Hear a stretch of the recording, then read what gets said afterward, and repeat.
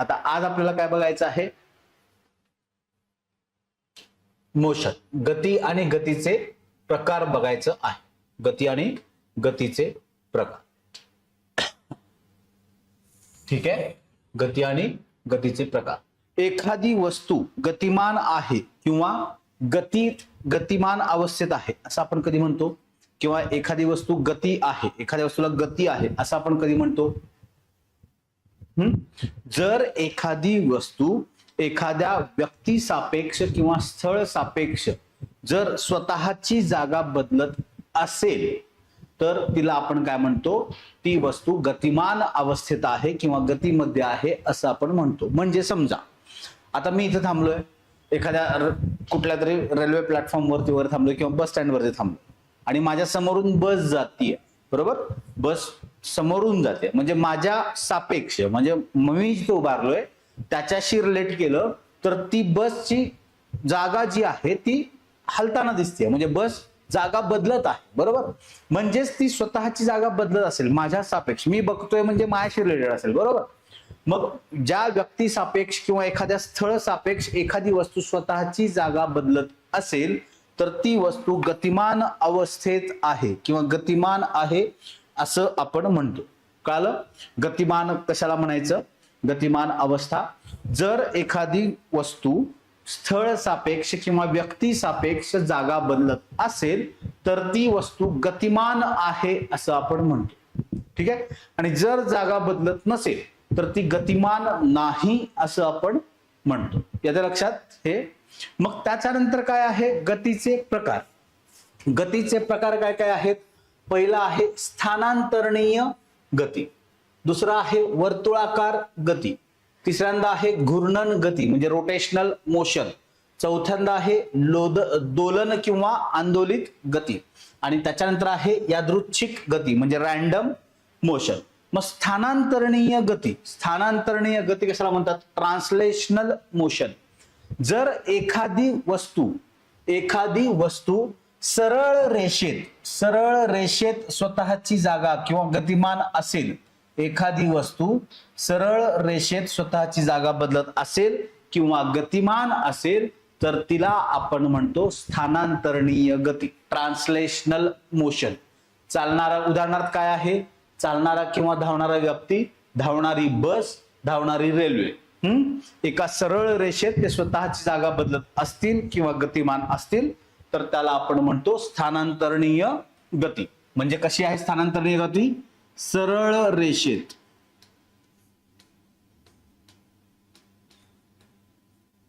येते का लक्षात? सरळ रेषेत गतिमान आहे. यस, ऑनलाईन जनता येते लक्षात? यस. मग काय आहे? वर्तुळाकार गती. वर्तुळाकार गती, सर्क्युलर मोशन नावातच आहे. ती गती कशी असेल? वर्तुळाकार असेल. म्हणजे एखादी वस्तू जर वर्तुळाकार दिशेने गतिमान असेल, वर्तुळाकार दिशेने गतिमान असेल तर तिला आपण काय म्हणतो? वर्तुळाकार गती. मग उदाहरणार्थ काय आहे? इलेक्ट्रॉन, एखाद्या अणूच्या केंद्रकाभोवती इलेक्ट्रॉन गतिमान असतात. केमिस्ट्रीमध्ये आपण बघणार आहोत या अणु संरचनामध्ये. केंद्रकाभोवती इलेक्ट्रॉन नेहमी गतिमान अवस्थेत असतात. किंवा भोवरा जो आहे, बरोबर आहे, ते असेल. किंवा आपली पृथ्वी जी आहे सूर्याभोवती आपण फिरतो असं म्हणतो, बरोबर? पृथ्वी जी आहे सूर्याभोवती फिरते हे ज्याला म्हणतो ते काय आहे? वर्तुळाकार गती आहे. कळालं? वर्तुळाकार गती. मग आहे घूर्णन गती, रोटेशनल मोशन. जेव्हा एखादी वस्तू, घूर्णन गती किंवा रोटेशनल मोशन कशाला म्हणतात? जेव्हा एखादी वस्तू एखाद्या आसाभोवती, स्वतःच्या आसाभोवती जर गोलाकार फिरत असेल, आसाभोवती, हे आहे कशाभोवती? ऍक्सिस किंवा आसाभोवती, ऍक्सिस. ठीक आहे? आसाभोवती जर गतिमान असेल, फिरत असेल तर तिला आपण म्हणतो घूर्णन गती किंवा रोटेशनल मोशन. मग काय म्हणतो आपण? पंखा असेल, भोवरा असेल, भोवरा जेव्हा आपण फिरवतो त्यावेळी तो काय करतो? स्वतःच्या आसाभोवती गोल गोल फिरतो. फॅन काय आहे? स्वतःच्या सेंटरच्या भोवती गोल गोल फिरतो. येतं लक्षात? त्याला आपण म्हणतो घूर्णन गती. मग आहे दोलन किंवा आंदोलित गती, ऑसिलेटरी मोशन. जेव्हा एखादी वस्तू आता बघा एक्झाम्पल सांगतो. जेव्हा एखादी वस्तू दोन बिंदूंच्या मध्ये कंटिन्युअसली म्हणजे सातत्याने गतिमान असते, त्या दोन बिंदूंच्या मध्येच, त्याला आपण म्हणतो आंदोलित गती किंवा दोलन गती. उदाहरणार्थ बघा, एखाद्या फुग्यामध्ये आपण पाणी भरायचं. काय करायचं? एखाद्या फुग्यामध्ये पाणी भरायचं, त्याला दोरीने बांधायचं आणि पकडायचं आणि त्याला फक्त असं हलवायचं. तर ती गती कशी असेल? अशी असेल. बरोबर. त्याला आपण काय म्हणतो? दोलित गती किंवा आंदोलित गती. पेंडलमचं घड्याळ बघितलंय का तुम्ही? घड्याळाला खाली असा एक लंब असायचा, आधी जुन्या काळात तुम्ही बघितलं असेल तर लंब असायचा आणि तो असा हलायचा. करेक्ट? दोन बिंदूंभोवती. म्हणजे हा पॉइंट, म्हणजे समजा हा तुमचा पेंडलम आहे. ठीक आहे, घड्याळाचा हा पेंडलम आहे तुमचा आणि तो बरोबर या दोन बिंदूंमध्ये फिरतोय. ठीक आहे, या दोन बिंदूंमध्ये तो गतिमान आहे किंवा फिरतोय. त्याला आपण काय म्हणतो? दोलित गती किंवा आंदोलित गती. येतं लक्षात? यस. त्याच्यानंतर काय आहे? दोलित गती किंवा आंदोलित गती. त्याच्यानंतर यादृच्छिक गती, रॅन्डम मोशन. रॅन्डम मोशन म्हणजे काय? ज्या गतीला एखादी वस्तू अनिश्चित किंवा अनियमित दिशेने गतिमान असते, एखादी वस्तू अनियमित दिशेने गतिमान असते, त्याला आपण काय म्हणतो? यादृच्छिक गती, रॅन्डम मोशन. आता तुम्ही जर हे नीट बघितलं तर यात काय आहे? हे सरळ रेषेत आहेत, याला काहीतरी दिशा आहे. हे वर्तुळाकार आहेत, यालाही काहीतरी दिशा आहे. हे स्वतःच्या आसाभोवती फिरतात, यालाही काहीतरी गती दिशा आहे. हे पेंडलम आहे, या दोन बिंदूंच्या भोवती फिरत आहे. बरोबर. तर यादृच्छिक गतीमध्ये तुम्ही बघा, पक्षी बघा, कोणत्याही दिशेने असं जाता एकदम फिरून वळून येतात, याला म्हणायचं रॅन्डम मोशन. ठीक आहे, रॅन्डम मोशन. हवेतले जे धुलीकण असतात ते कोणत्याही दिशेने फिरतात. इव्हन आपण हे बघितलं का, रोध बघितलाय बरोबर इलेक्ट्रिसिटीमध्ये. त्यात आपण सांगितलंय ज्यावेळी इलेक्ट्रॉन मुक्त स्थितीत वाहतात आणि तापमान वाढते, त्यावेळी त्या कणांची गती यादृच्छिक गतीने ते इलेक्ट्रॉन कण त्यातले फिरायला चालू होतात. हे आपण सांगितलंय. खास करून एडी करंट मध्ये आपण तो मुद्दा बघितलाय. बरोबर, एडी करंट मध्ये आपण तो मुद्दा बघितलाय. त्यालाच आपण काय म्हणतो? रॅन्डम मोशन, यादृच्छिक गती. हे सगळे आहेत गतीचे प्रकार. पहिला आहे स्थानांतरणीय गती, ट्रान्सलेशनल मोशन. दुसरी आहे वर्तुळाकार गती, सर्क्युलर मोशन. तिसरं आहे घूर्णन गती, रोटेशनल मोशन. मग आहे दोलन किंवा आंदोलित गती आणि मग आहे यादृच्छिक गती, रॅन्डम मोशन. यस. मग बघा, आता हे मुद्दे महत्वाचे आहेत. आता हे जे मुद्दे आहेत, मग अशी जी स्लाइड तुमच्या लक्षात नाही राहिली तरी चालेल, पण ही स्लाइड तुम्हाला महत्वाची आहे सरळ सेवेच्या दृष्टीनं किंवा कंबाईनच्या दृष्टीने सुद्धा. ही जी स्लाइड आहे एवढी, हे पेज, हे नीट लक्षात ठेवायचं, कारण हे पार्ट इम्पॉर्टंट आहे. सरळ सेवेच्या दृष्टीने पण तुम्हाला इम्पॉर्टंट आहे आणि बाकीच्या एक्झाम्स कंबाईनच्या दृष्टीने सुद्धा इम्पॉर्टंट आहे. यस. मग बघा, पहिला मुद्दा काय? अंतर. अंतर म्हणजे काय?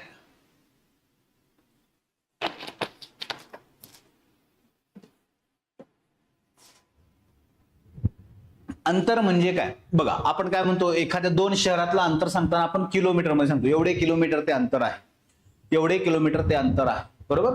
मग किलोमीटर म्हणजे काय? म्हणजे जे अंतर आपण सांगतो, अंतर कशाला म्हणायचं? मग दोन विशिष्ट बिंदूंमधलं अंतर, दोन विशिष्ट बिंदूंच्या दरम्यान प्रत्यक्ष केलं जाणारं मार्गक्रमण. म्हणजे समजा बघा, हा ए पॉइंट आहे. ठीक आहे, हा आहे बी पॉइंट. हे काय आहे? बी पॉइंट. ठीक आहे. आता हा आहे सी पॉइंट. आता मला सी ला जायचं आहे. ठीक आहे, मला कुठे जायचं आहे? सी या पॉइंट वरती जायचं आहे. तर मी असा फिरून कसाही गेलो,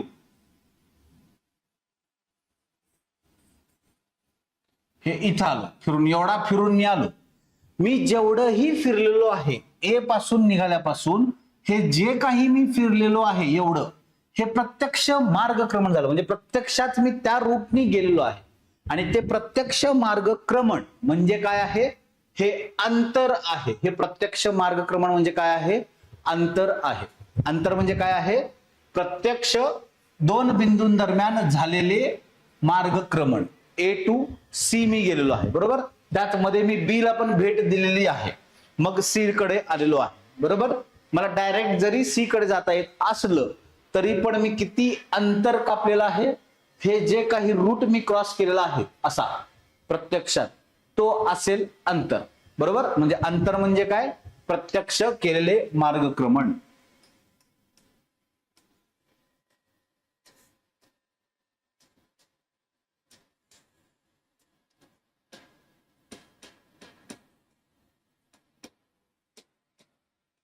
येते का लक्षात, अंतर म्हणजे काय आहे, प्रत्यक्ष केलेले मार्गक्रमण म्हणजे काय आहे, अंतर आहे. येते लक्षात, यस.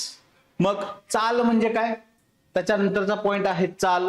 स्पीड म्हणजे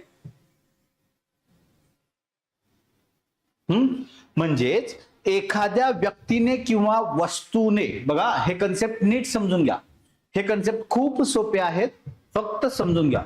एखाद्या वस्तूने किंवा व्यक्तीने एकक कालावधीत कापलेले एकूण अंतर. एखाद्या वस्तूने किंवा व्यक्तीने एकक कालावधीत एकूण कापलेले अंतर म्हणजे काय आहे, त्या वस्तूची चाल आहे. चाल म्हणजे काय आहे, एकूण अंतर डिवायडेड बाय एकूण वेळ. एकूण अंतर डिवायडेड बाय एकूण वेळ. याचा एकक काय आहे बघा, याचा एकक लक्षात राहील का आपल्या, मीटर पर सेकंद. काय आहे, मीटर पर सेकंद. आता हे असं कसं येतं, आपलं अंतर आपण कशात सांगतो, अंतर आपण कशात सांगतो, याचा एकक मीटर, बरोबर. अंतर कशात सांगतो आपण, मीटर मध्ये, बरोबर आहे. आणि वेळ कशात सांगतो आपण, सेकंदांमध्ये, म्हणून मीटर पर सेकंद, बरोबर. म्हणजेच एकक कालावधीत वस्तूने किंवा व्यक्तीने प्रत्यक्षात केलेले कापलेले अंतर म्हणजेच त्या वस्तूची चाल होय, बरोबर आहे, त्या वस्तूची चाल होय. मग सीजीएस एकक काय आहे, सीजीएस एकक सेंटीमीटर पर सेकंद. आणि जर ते अंतर जास्त असेल तर त्याचे एकक काय सांगतो आपण, किलोमीटर पर आवर, बरोबर आहे. ताशी वेग आपण म्हणतो, जास्त अंतर सांगताना आपण ताशी किती किलोमीटर वेगाने गेलो हे सांगतो, बरोबर आहे. यस, म्हणजे किलोमीटर पर आवर म्हणजे काय सांगतो आपण, चाल. मग त्याच्यानंतर काय आहे, विस्थापन.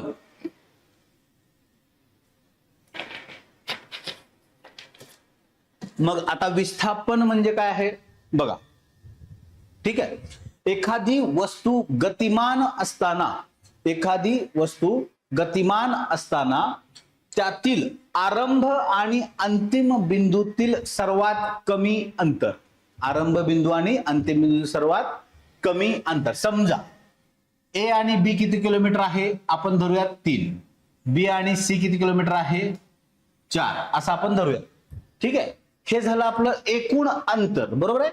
मला सी ला जायचंय पण मी प्रत्यक्षात गेलोय किती, ए ते बी 3 किलोमीटर, बी ते सी 4 किलोमीटर, असं टोटल 7 किलोमीटर मी गेलो आहे. पण हे काय आहे, 7 किलोमीटर म्हणजे अंतर, बरोबर आहे. हे 7 किलोमीटर म्हणजे काय आहे, अंतर.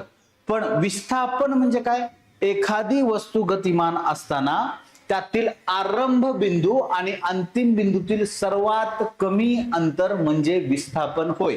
मग या दोन्हीतलं विस्थापन काय असेल, हे जे डायरेक्ट अंतर आहे ए ते सी, हे जे अंतर असेल ते असेल त्या वस्तूचं विस्थापन. येते का लक्षात, बघा मी काय सांगतो तुम्हाला, अंतर म्हणजे काय आहे, एखाद्या वस्तूनं गतिमान अवस्थेतून दोन बिंदूंदरम्यान प्रत्यक्ष केलेलं मार्गक्रमण. मला ए टू सी जायचंय, ठीक आहे, ए टू सी. तर ए टू बी अंतर आहे 3 किलोमीटर आणि बी टू सी आहे 4 किलोमीटर, असं धरून चला, ठीक आहे. मी मग 7 किलोमीटर टोटल अंतर गेलेलो आहे ए टू सी जाण्यासाठी. पण विस्थापन जर माझं विचारलं किती झालंय तर ते किती असेल, ए पासून सी पर्यंत झालेलं आहे, ए पासून सी पर्यंत विस्थापन झालेलं आहे. आणि ते सर्वात कमी अंतर किती आहे? 5 किलोमीटर. किती आलेलं आहे? 5 किलोमीटर. तुम्ही जर पायथागोरस थेरमने जर हे अंतर काढलं तर तुम्हाला किती जाणवेल? ते 5 किलोमीटर जाणवेल. ठीक आहे, ते काय काढायची गरज नाही. तुम्हाला मी समजावं म्हणून ते आकडे घेतलेले आहेत, लगेच समजते म्हणून. मग डायरेक्ट अंतर किती आहे? प्रत्यक्ष कट केलेलं मी कमीत कमी अंतर 5 किलोमीटर. म्हणजे हे माझं विस्थापन असेल. 5 किलोमीटर जे आहे ते काय असेल? माझं विस्थापन. मग हे काय आहे? अंतर आहे. मग अंतराचं एकक काय आहे? मीटर. मग सीजीएस एकक सेंटीमीटर. बरोबर. म्हणजेच अंतर आणि विस्थापन यांचं एकक समान आहे. अंतर आणि विस्थापन यांचं एकक समान आहे. बरोबर. कारण अंतर म्हणजेच आपण लांबी मोजतो, म्हणजे ते पण मीटर मध्ये आहे, आणि विस्थापन पण आपण अंतर मोजतो, म्हणजेच ते पण मीटर मध्ये आहे. कळतंय का? याचा लक्षात हा पॉइंट तुमच्या लक्षात येणं गरजेचं आहे. हा महत्वाचा आहे. हा तुमचा पीवायक्यू आहे बरं का. मल्टीलायनर मध्ये आयोगाने हा पीवायक्यू मध्ये विचारलेला आहे क्वेश्चन. त्यामुळे ते मुद्दे लक्षात ठेवा.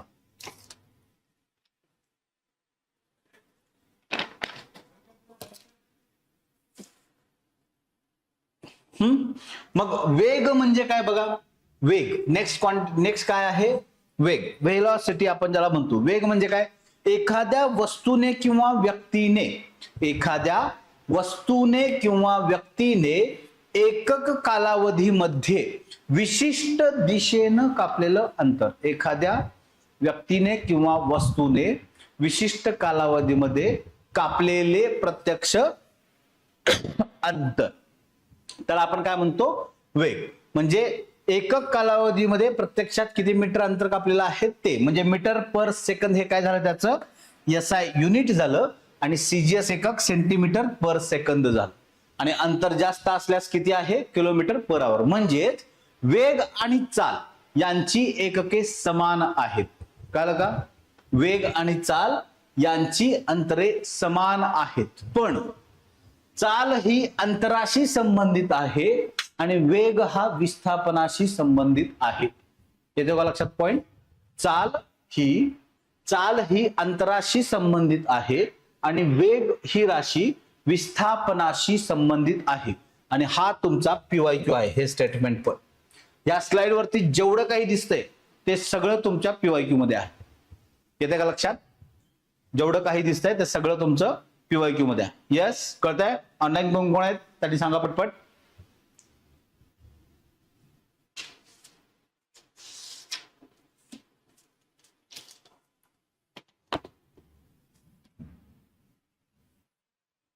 यस. नेक्स्ट पॉइंट बघूया आपण. एक समान गती आणि नाईक समान गती.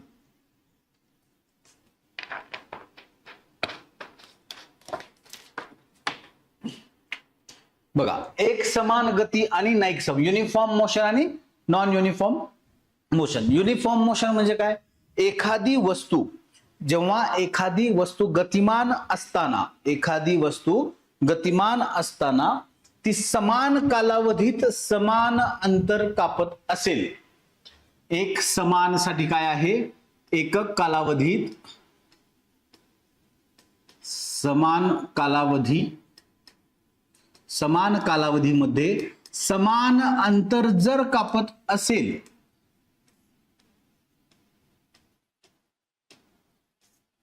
तर तिला आपण काय म्हणतो? Uniform motion. एक समान गती असं म्हणतो. समान कालावधीत समान अंतर जर कापत असेल तर त्याला आपण काय म्हणतो? एक समान गती. नाईक समान गती म्हणजे काय?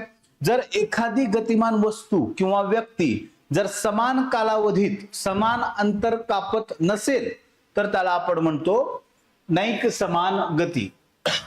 एखादी वस्तू किंवा व्यक्ती समान कालावधीत असमान अंतर समान कालावधीमध्ये समान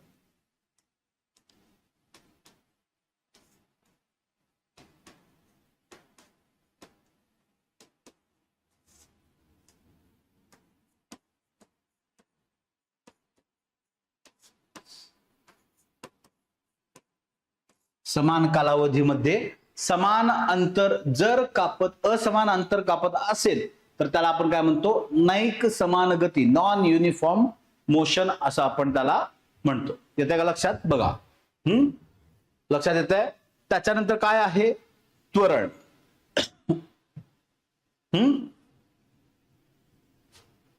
मग त्वरण म्हणजे काय?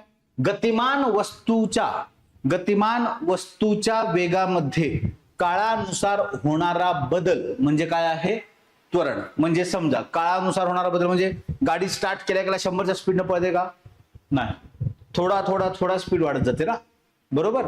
म्हणजे काळानुसार त्यात बदल होतो, बरोबर. गाडीचा स्पीड पहिल्यांदा 0 असतो, मग आपण हळूहळू त्याला ऍक्सिलरेटर दिल्यानंतर तो स्पीड वाढत जातो. म्हणजेच एखाद्या गतिमान वस्तूचा काळानुसार वेगामध्ये होणारा बदल म्हणजेच त्वरण होय. बरोबर आहे का? म्हणजेच त्वरण होय. मग त्वरण म्हणजे ऍक्सेलरेशन. मग फॉर्म्युला काय वापरणार आपण त्याला? ए बरोबर. आता अंतिम वेग म्हणजे काय आहे? Final speed. आणि सुरुवातीचा वेग म्हणजे u वापरायचा, बरोबर आहे. मग v minus u divided by t हा तुमचा ऍक्सेलरेशन त्वरणाचा फॉर्म्युला आहे. त्वरण काढण्यासाठी काय वापरलेला आहे? ए बरोबर v minus u by t. v काय आहे? अंतिम वेग. u काय आहे? सुरुवातीचा वेग. आणि t म्हणजे वेळेनुसार झालेला बदल. म्हणजे वेळेनुसार जो तुमच्या गतीमध्ये बदल होतो त्याला आपण काय म्हणतो? त्वरण असं म्हणतो. त्याला आपण ऍक्सेलरेशन असं म्हणतो. मग आहेत त्वरणाचे प्रकार, बरोबर आहे. त्वरणाचे प्रकार मग पहिलं कुठलं आहे? एक समान त्वरण, युनिफॉर्म ऍक्सेलरेशन. मग एखाद्या वस्तूच्या त्वरणामध्ये समान कालावधीमध्ये समान बदल होत असेल, तर त्याला आपण म्हणतो एक समान, युनिफॉर्म ऍक्सेलरेशन. समान कालावधीत समान बदल, त्वरणामध्ये होणारा समान कालावधीत समान बदल जर होत असेल तर त्याला आपण म्हणतो एक समान त्वरण. नैक समान त्वरण म्हणजे काय? नैक समान त्वरण म्हणजे एखाद्या वस्तूच्या त्वरणामध्ये समान कालावधीत जर असमान बदल होत असेल तर आपण त्याला म्हणतो नॉन युनिफॉर्म ऍक्सेलरेशन. येते लक्षात? बघा इथं काय म्हणतो आपण? समान कालावधीमध्ये समान बदल होतो त्वरणामध्ये एखाद्या वस्तूच्या त्वरणामध्ये म्हणजेच ऍक्सेलरेशन मध्ये समान कालावधीमध्ये जर समान बदल होत असेल तर त्याला आपण म्हणतो एक समान त्वरण. यस, याचा पॉइंट लक्षात. नैक समान त्वरण म्हणजे काय? जर एखाद्या वस्तूच्या त्वरणामध्ये समान कालावधीमध्ये जर असमान बदल घडत असेल तर त्याला आपण म्हणतो नैक समान त्वरण. मग धनत्वरण म्हणजे काय? जेव्हा एखाद्या गतिमान वस्तूचा वेग जर वाढत असेल, व्हेलॉसिटी वाढत असेल तर त्याला आपण म्हणतो धनत्वरण. आणि जर एखाद्या गतिमान वस्तूचा वेग कमी होत असेल तर त्याला आपण म्हणतो निगेटिव्ह ऍक्सेलरेशन. त्याला आपण काय म्हणतो? निगेटिव्ह ऍक्सेलरेशन, ऋण त्वरण. येते का लक्षात? मग आहे तुमचं शून्य त्वरण. मग बघा एखादी वस्तू जर समान कालावधीमध्ये, एखादी गतिमान वस्तू समान कालावधीत समांतर अंतर कापते तर त्याचं त्वरण 0 असते. म्हणजे एखाद्या वस्तूला जर आपण उंच फेकलं एका कालावधीनंतर ती वस्तू थांबेल त्या जागी. समान कालावधीमध्ये समान अंतर म्हणजे काय? समजा आपण खालून थ्रो टाकलेला आहे. शून्य त्वरण कधी म्हणायचं ते मी सांगतो. तुम्ही या ग्राउंड लेवलनी समजा वरती बॉल टाकलेला आहे वरच्या दिशेने, कुठेतरी जाऊन तो बॉल इथं थांबतो आणि इथून परत खाली यायला चालू होतं. बरोबर आहे का? बरोबर आहे. जिथं तो बॉल थांबतो तिथं त्याचं ऍक्सेलरेशन 0 झालेलं असतं. म्हणजेच त्याची गती 0 झालेली असते, वेग 0 झालेला असतो आणि तिथून तो पुन्हा खाली यायला चालू होतो. त्याला म्हणतो आपण शून्य त्वरण. या पॉइंटला असणारं त्वरण किती असेल? 0 असेल. येते लक्षात? येस. नेक्स्ट, गतिविषयक समीकरणे. हे सगळ्यात महत्वाचं आहे तुम्हाला. गतिविषयक समीकरणे फॉर्म्युलासाठी तुम्हाला म्हणजे प्रॉब्लेम कधी कधी याच्यावरती विचारलेले असतात. ठीक आहे, त्यामुळं हा पॉइंट नीट लक्षात ठेवा. याच्यावरती प्रॉब्लेम विचारले आहेत आयोगाने PYQ मध्ये.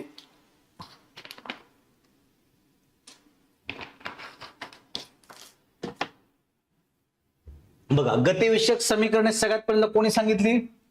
न्यूटन या शास्त्रज्ञांनी गतीचा अभ्यास करताना ही 3 समीकरणे आपल्याला सांगितलेली आहेत. वस्तूंच्या गतीचा अभ्यास करताना न्यूटनने गतिविषयक ही जी समीकरणं आहेत ती सांगितलेली आहेत. मग पहिलं जे समीकरण त्यांना सांगितलं ते कशासाठी सांगितलं? वेग आणि काळाच्या संदर्भात. कशासाठी सांगितलं? वेग आणि काळाच्या संदर्भात. आता आयोग विचारताना तुम्हाला इथं क्वेश्चन विचारू शकेल, हे जे कंसातले फॅक्ट्स आहेत कशाबद्दल पहिलं समीकरण वापरलेलं आहे, किंवा डायरेक्ट आयोग असं विचारू शकेल न्यूटनचे गतिविषयक दुसरे समीकरण कशाच्या संदर्भात आहे किंवा कशाचा संबंध दर्शविते. मग ऑप्शन मध्ये असेल वेग आणि काळ, स्थिती आणि काळ, स्थिती आणि वेग, किंवा यापैकी नाही, असे ऑप्शन्स असतील. ठीक आहे, त्यामुळे हे नीट लक्षात ठेवा. गतिविषयक पहिलं समीकरण कशाच्या संदर्भात आहे? वेग आणि काळ यांच्या संदर्भात आहे. मग गतिविषयक पहिल्या समीकरणाच्या सहाय्यानं आपण काय काढतो? गतिमान वस्तूचा अंतिम वेग काय म्हटलेला आहे? याच्या सहाय्यानं आपण काय काढतो? गतिमान वस्तूचा अंतिम वेग.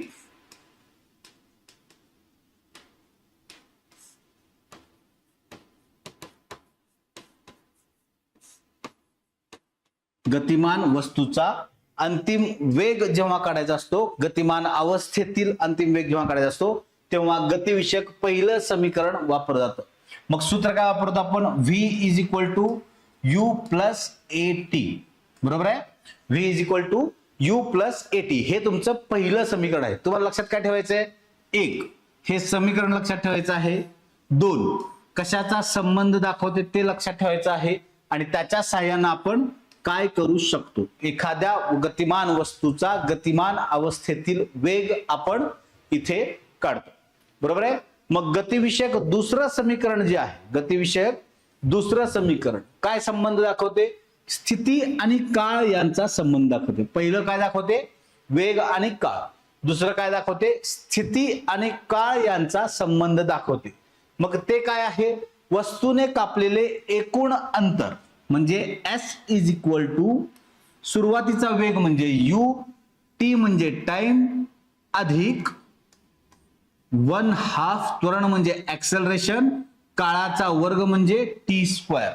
s is equal to ut plus half at square हा त्याचा फॉर्म्युला आहे गतिविषयक दुसऱ्या समीकरणाचा. मग याच्यानं काय काढता येतं? गतिमान वस्तूने कापलेले अंतर काय काढता येतं?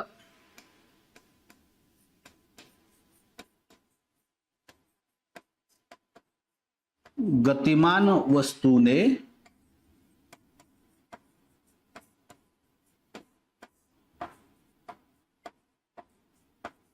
कापलेले अंतर जर आपल्याला काढायचं असेल तर ते कशावरून काढतो आपण? s is equal to ut plus half at square. तुम्हाला लक्षात काय ठेवायचं आहे? हा फॉर्म्युला कशाचा संबंध दर्शविते आणि काय काढता येतं. बरोबर आहे? गतिविषयक पहिल्या समीकरण काय संबंध दाखवते? वेग आणि काळ. बरोबर आहे? v is equal to u plus at दाखवते. काढता काय येतो? गतिमान वस्तूचा गतिमान अवस्थेतील वेग काढता येतो. इथं काय आहे दुसरं समीकरण? ते काय दाखवतं? स्थिती आणि काळ. स्थिती आणि काळ s is equal to ut plus half at square. त्याचा उपयोग काय होतो? गतिमान वस्तूने कापलेले अंतर काढण्यासाठी गतिविषयक दुसऱ्या समीकरणाचा उपयोग होतो.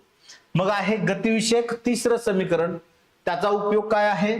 स्थिती आणि वेग यांचा संबंध दाखविते. स्थिती आणि वेग यांचा संबंध दाखविते. बरोबर? मग याचा एक फॉर्म्युला काय आहे? अंतिम वेग म्हणजे v स्क्वेअर बरोबर u स्क्वेअर प्लस 2as. बरोबर आहे? 2as असं आपल्याला काढता येतं. हा आहे गतिविषयक तिसरं समीकरण. दाखवते काय? स्थिती आणि वेग यांचा संबंध. याच्याने आपण काय काढतो? गतिमान वस्तूचा अंतिम वेग काढता येतो.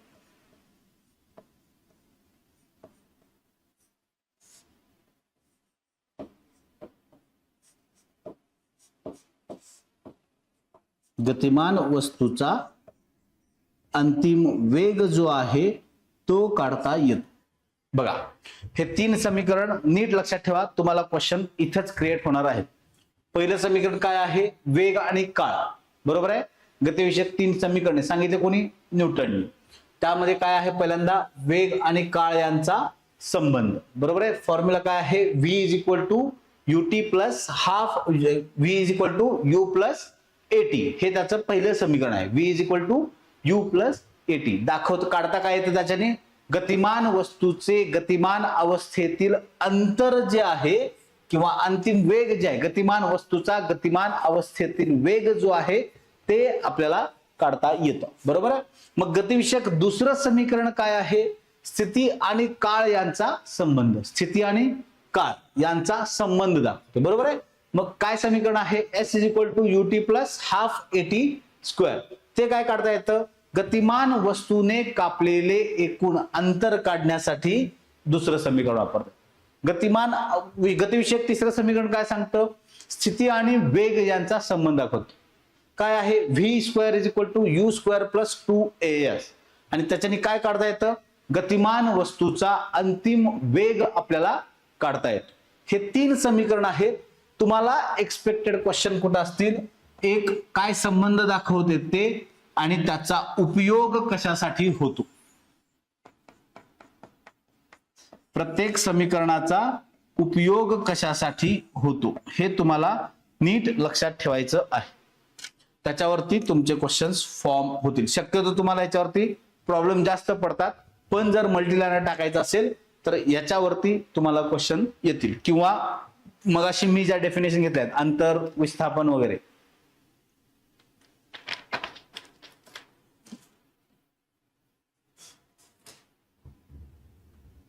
तिथं तुम्हाला क्वेश्चन विचारले जाते. येते का लक्षात? यस. ही स्लाइड नीट लक्षात ठेवायची.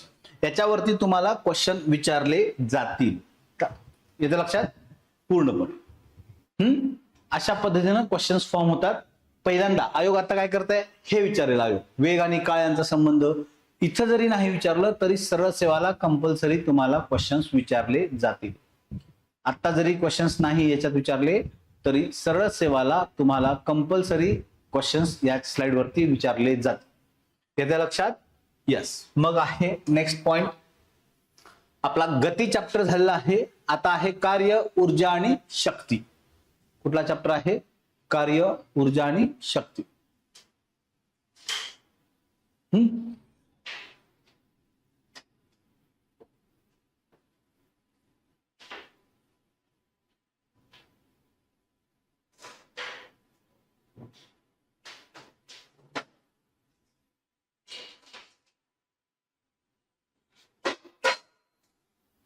येस. चलो नेक्स्ट चॅप्टर कुठला बघायचा आपल्याला? कार्य, ऊर्जा, शक्ती. Work, energy and power. बरोबर आहे. गतिविषयक समीकरणे आपली बघून झालेली आहेत. गती आणि गतिविषयक समीकरणे. मग आता आपल्याला काय बघायचं आहे? कार्य, ऊर्जा आणि शक्ती. बघा, आपल्याला आज हा चॅप्टर संपवायचा आहे. उद्या म्हणजे आपल्याला लाईट हा जो चॅप्टर आहे एक राहिलेला तो संपवायचा आहे. म्हणजे आपलं फिजिक्स कंप्लीट होतं याच्यात. बरोबर आहे. फिजिक्स आपलं अख्खं कंप्लीट होईल उद्या जर आपण आज हा चॅप्टर संपवला तर. हा चॅप्टर जर आज आपण व्यवस्थित कंप्लीट केला तर उद्या लगेच आपण लाईट हा चॅप्टर कंप्लीट करूयात. म्हणजे फिजिक्स आपलं कंप्लीट होईल. म्हणजे पुढच्या आठवड्यापासून आपल्याला केमिस्ट्री स्टार्ट करता येईल. यस. बघूया चला. कार्य म्हणजे काय? कार्य म्हणजे काय? बल आणि विस्थापन यांचा गुणाकार होय. कार्य म्हणजे काय? बल आणि विस्थापन यांचा गुणाकार होय. आपण कार्य झालं असं कधी म्हणतो? काय आहे व्याख्या? काय आहे? बल आणि विस्थापन यांचा गुणाकार. बरोबर आहे. मग बल आणि विस्थापन यांचा गुणाकार जर असेल तर आपण कार्य कशाला म्हणतो? मग कार्य म्हणजे काय? तर कार्य म्हणजे जर आपण एखाद्या वस्तूवर बल लावलं, एखाद्या वस्तूला जर फोर्स लावला आणि जर त्या वस्तूचं विस्थापन झालं, म्हणजे त्या वस्तूचं विस्थापन झालं तर कार्य झाले असे आपण म्हणतो. नसेल तर ते कार्य शून्य कार्य असते. जर एखाद्या वस्तूवर आपण बल लावले आणि जर त्या वस्तूचं विस्थापन घडून येत असेल तर तिथे कार्य झाले असं आपण म्हणतो. म्हणजे सूत्र काय आहे? बल गुणिले विस्थापन. W is equal to F into S. बरोबर आहे. बल बरोबर कार्य बरोबर बल गुणिले विस्थापन होय. मग कार्याचं SI एकक काय आहे? Newton metre. काय आहे? न्यूटन मीटर, ज्याला आपण जूल असं म्हणतो. काय म्हणतो? जूल. न्यूटन मीटरलाच आपण जूल म्हणतो. सीजीएस एकक काय आहे? डाइन सेंटीमीटर, त्यालाच आपण काय म्हणतो? अर्ग. आणि 1 जूल बरोबर 10⁷ अर्ग असतो. 1 जूल बरोबर 10⁷ अर्ग असतो, एवढं लक्षात ठेवायचं. 10⁷ अर्ग. आणि हा तुमचा PYQ आहे, सरळ सेवासाठी आणि ह्याच्यासाठी. तसेच 1 न्यूटन बरोबर काय आहे?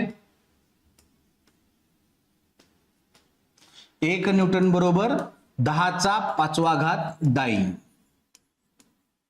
10⁵ डाइन, हे पण लक्षात ठेवायचं. ठीक आहे. हा पण तुमचा PYQ आहे आणि हा पण तुमचा PYQ आहे. येस, कळतंय का? दोन्हीही तुमचे PYQs आहेत. एक नीट लक्षात ठेवा. याचा एकक काय आहे? न्यूटन मीटर आहे. सीजीएस एकक डाइन सेंटीमीटर आहे. इथंच त्याला जूल असं म्हटलेलं आहे. न्यूटन मीटरलाच आपण जूल असं म्हणतो आणि त्याचं सीजीएस एकक काय आहे? अर्ग आहे. म्हणून 1 जूल बरोबर 10⁷ अर्ग असं आपण म्हणतो. येते का लक्षात? बघा, मग कार्याचे प्रकार किती आहेत? 3 आहेत. धन कार्य. मग जेव्हा बल आणि विस्थापन हे एकाच दिशेने असतात, बल आणि विस्थापन, जेव्हा बल लावतो त्याच दिशेनं विस्थापन घडून येत असेल, समजा बल या दिशेने लावलं आणि विस्थापन पण याच दिशेने घडून येत असेल,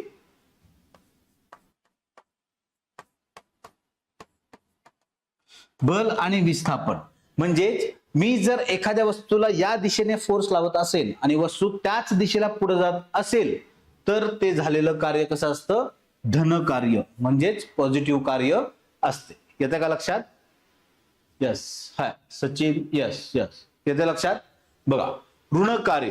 जेव्हा बल आणि विस्थापनाची दिशा एकमेकांच्या विरुद्ध असते, जेव्हा बलाची दिशा एका दिशेला आणि विस्थापनाची दिशा त्याच्या विरुद्ध दिशेला असते, तेव्हा जे कार्य घडून येतं त्याला आपण ऋण कार्य असं म्हणतो. ऋण कार्य असं म्हणतो. समजा आपण काय फुटबॉल खेळतोय, समजून घ्या, फुटबॉल खेळतोय आपण. समोरून बॉल येतो जोरात आणि आपण काय करतो? पायाने फक्त थांबवतो. बरोबर आहे? त्याला थांबवतो जागेवर. बल लावताना आपण जागेवरती त्याच्या विरुद्ध दिशेने लावतो, पण ते कार्य झालं ना, समोर जाणारी बॉल जागेवरती थांबतो. त्याला काय म्हणायचं? ऋण कार्य. त्याला आपण म्हणतो ऋण कार्य. कळालं? उदाहरण काय आहे? समोरून फुटबॉल जर येत असेल किंवा कोणताही वस्तू जोरात येत असेल आणि आपण त्याला जर अपोज केला, त्याच्या गतीला बल लावला त्याच्या गतीच्या विरुद्ध, तर ती वस्तू पुढे जाण्याऐवजी जागेवरती थांबते. त्याला आपण काय म्हणतो? ऋण कार्य. बरोबर आहे? मग शून्य कार्य. शून्य कार्य काय आहे? जेव्हा बल लावलं तरी पण विस्थापन घडून येत नाही. बल लावलं तरीही विस्थापन घडून येत नाही. बल लावलं तरी पण विस्थापन घडत नसेल तर झालेलं कार्य किती असतं? शून्य कार्य असतं. बरोबर आहे का? असं आपण म्हणतो. त्यालाच आपण शून्य कार्य असं म्हणतो. म्हणजे कार्याचे प्रकार कुठले? धन कार्य. धन कार्य म्हणजे काय? बल आणि विस्थापन एकाच दिशेने असतील. बल आणि विस्थापन जेव्हा एकाच दिशेने असतात तेव्हा त्याला आपण धन कार्य म्हणतो. ऋण कार्य म्हणजे काय? बल आणि विस्थापन यांची दिशा जेव्हा एकमेकांच्या विरुद्ध असते तेव्हा त्याला ऋण कार्य म्हणतात. आणि शून्य कार्य कशाला म्हणतात? जेव्हा बल लावलं तरीही विस्थापन घडून येत नाही, त्याला आपण म्हणतो शून्य कार्य. येते का लक्षात? येतं लक्षात? यस. हे झालं कार्याच्या संदर्भात. बरोबर.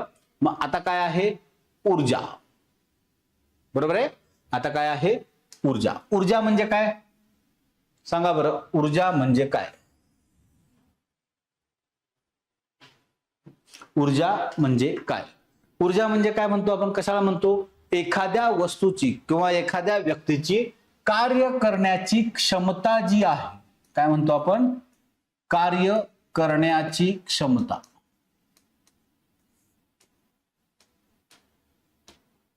कार्य करण्याची क्षमता म्हणजे ऊर्जा होय. येते का लक्षात? कार्य करण्याची क्षमता म्हणजे ऊर्जा होय. बरोबर. मग कार्य काय आहे? कार्य आणि ऊर्जा.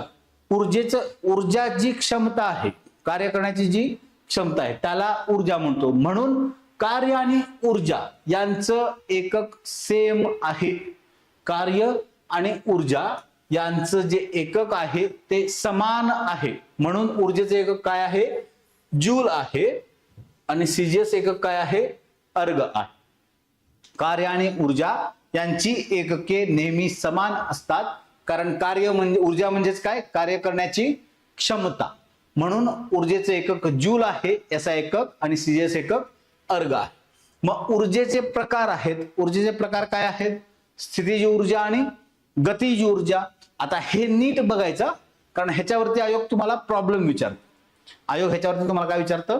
प्रॉब्लेम विचारतो किंवा तुम्हाला उदाहरण विचारेल परीक्षेत. त्यामुळं work capacity is called energy. Yes yes correct. बघा, स्थितीज ऊर्जा. स्थितीज ऊर्जा कशाला म्हणतो? एखाद्या वस्तूच्या विशिष्ट स्थितीमुळे जर त्या वस्तूमध्ये, एखाद्या वस्तूच्या विशिष्ट स्थितीमुळे त्या वस्तूमध्ये जर ऊर्जा साठवली गेली असेल तर त्याला आपण म्हणतो स्थितीज ऊर्जा. एखाद्या वस्तूच्या विशिष्ट अवस्थेमुळे जर त्यामध्ये ऊर्जा साठवली गेली असेल तर त्याला आपण म्हणतो स्थितीज ऊर्जा. काय म्हणतो? स्थितीज ऊर्जा. त्यालाच काय म्हणतो आपण? Potential energy. Potential energy. बरोबर. मग सूत्र काय आहे स्थितीज ऊर्जेचं? स्थितीज ऊर्जा बरोबर mgh. बरोबर आहे. वस्तुमान, गुरुत्व बल आणि उंची. वस्तुमान, मास, ग्रॅव्हिटेशनल फोर्स आणि हाईट. mgh. बरोबर. स्थितीज ऊर्जा बरोबर mgh. एवढं लक्षात ठेवायचं. मग उदाहरण काय आहे? तुम्ही खेळण्यातली जर कुठलीही गाडी वगैरे बघितली किंवा तो ढोल वाजवणारा माणूस बघितला तर त्याला आपण जोपर्यंत चावी देतोय ती चावी गुंडाळली जाते. म्हणजे स्प्रिंग आतली जी आहे ती गुंडाळली जाते. ते चावी देऊन देऊन आपण ते स्प्रिंग टाईट करतो. मग ते स्प्रिंग टाईट होते म्हणजे काय होते?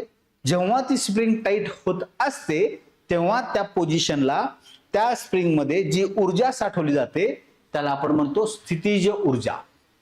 ठीक आहे. धरणात वरती पाणी साठवलेलं असतं. बरोबर आहे. धरणामध्ये काय केलं असतं?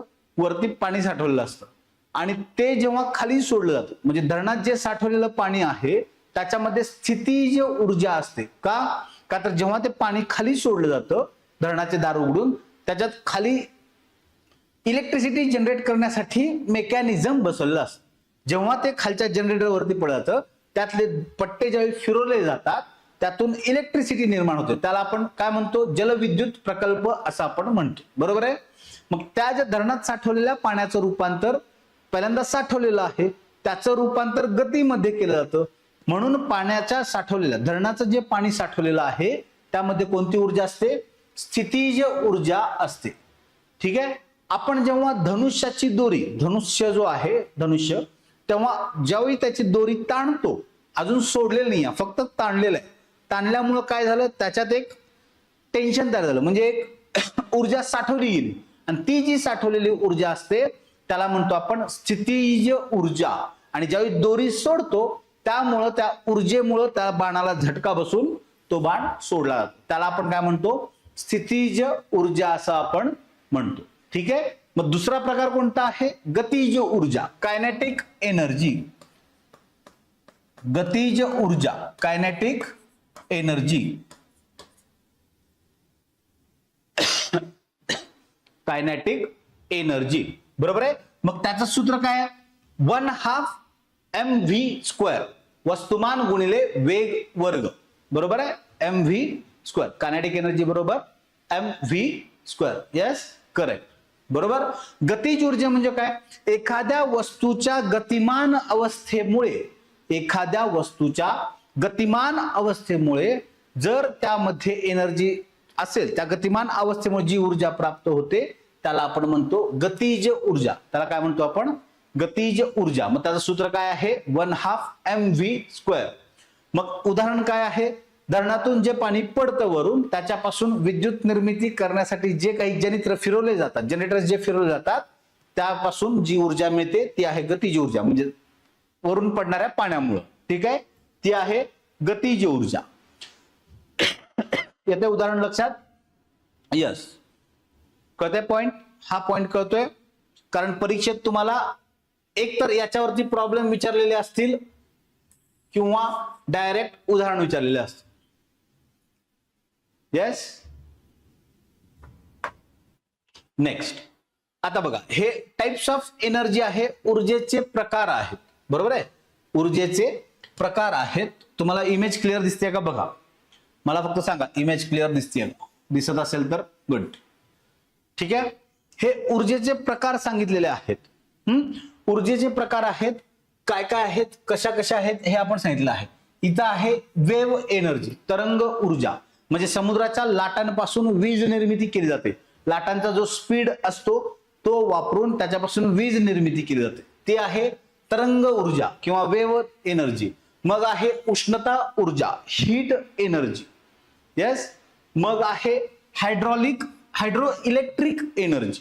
मग आहे विंड एनर्जी, वाऱ्याची गती, पवन ऊर्जा. मग आहे टायडल एनर्जी. मग आहे कायनेटिक एनर्जी. मग आहे जिओथर्मल एनर्जी, ज्याला आपण भू औष्णिक ऊर्जा म्हणतो. मग आहे बायोमास एनर्जी, जैव वस्तुमान ऊर्जा. बायोमास म्हणजे काय? जैव वस्तुमान ऊर्जा. येस. मग आहे न्यूक्लिअर एनर्जी, आण्विक ऊर्जा.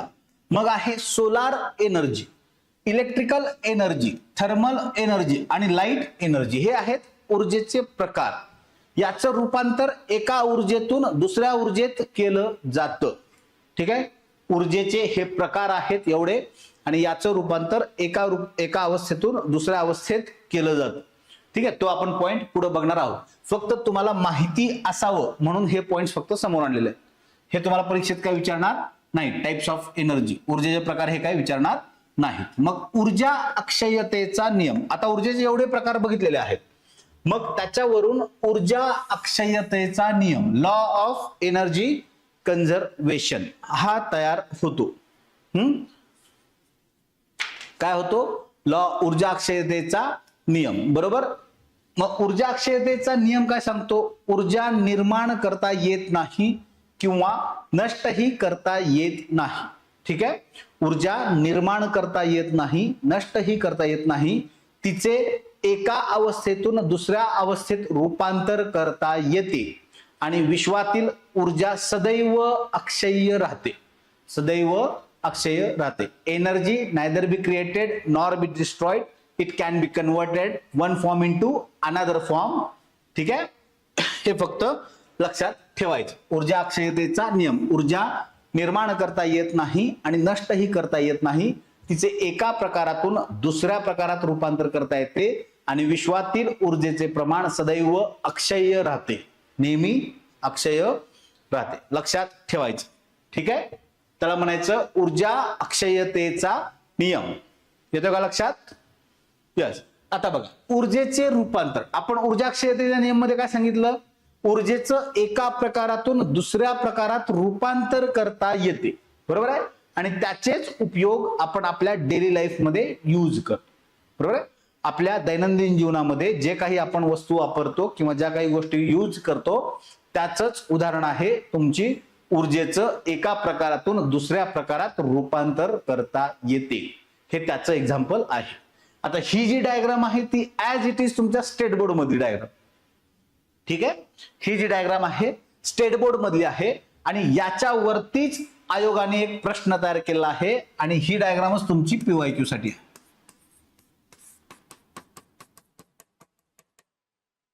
ती डायग्रामच तुमची पीवायक्यू साठी आहे. आयोगाने याच्यावरूनच एक स्टेटमेंट तयार केलेले आहेत, आणि मग तुम्हाला क्वेश्चन विचारलेला आहे. ठीक आहे, त्यामुळं ते लक्षात ठेवा. याच्यानंतर उदाहरण पण मी घेईन, हे कसे कन्वर्ट केले आहेत ते. म्हणजे ते जरी तुम्ही उदाहरण लक्षात ठेवले किंवा ही डायग्राम लक्षात ठेवली तरी तुम्हाला त्या गोष्टी कळतील. स्टेट बोर्ड मधली as it is he diagram आहे. ठीक आहे, मी कॉपी करताना तिथूनच घेतलेली आहे. स्टेट बोर्ड मधली ऍज इट इज, त्यामुळे काय नवीन आणली डायग्राम कुठली काय काय नाही. तुम्ही अभ्यास करताना काय करायचं आहे, या डायग्राम्स लक्षात ठेवायचे.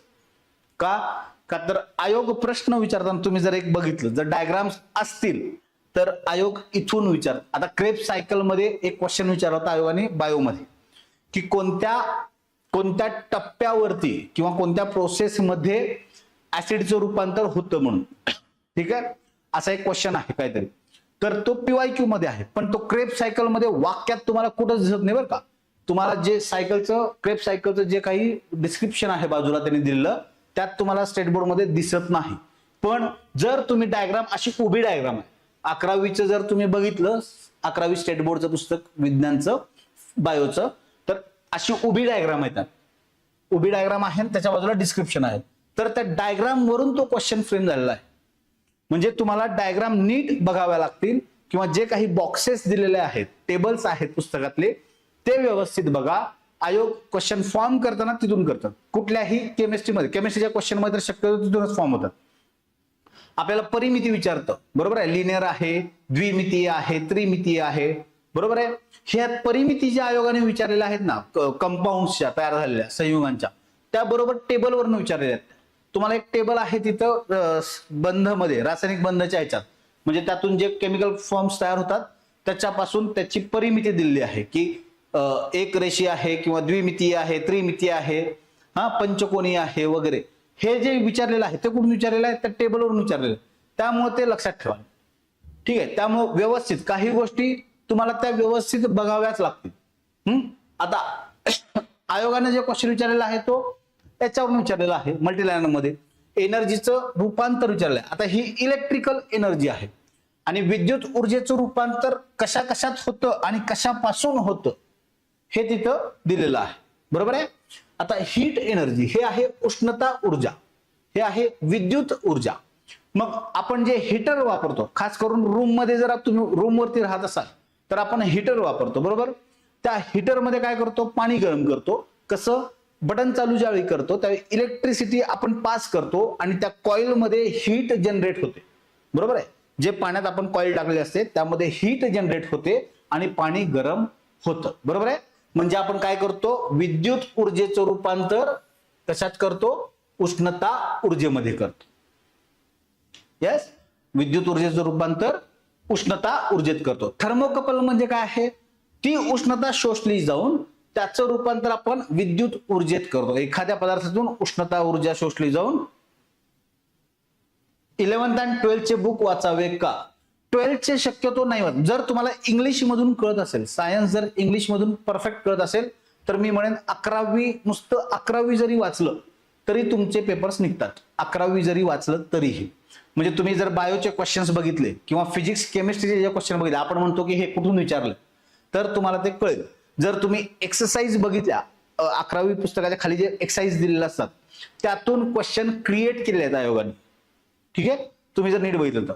आणि त्यामुळे जर तुम्हाला इंग्लिश मधून अभ्यास करायची सवय असेल, सायन्स जर इंग्लिश मधून कळत असेल, तर मी बिंदास पहिल्या लेक्चर मध्ये पण सांगितलेलं आहे की 11वी स्टेट बोर्डचं पुस्तक नक्की वाचा, फिजिक्स केमिस्ट्री बायोचं नक्की वाचा. सगळे चॅप्टर करावे लागत नाहीत.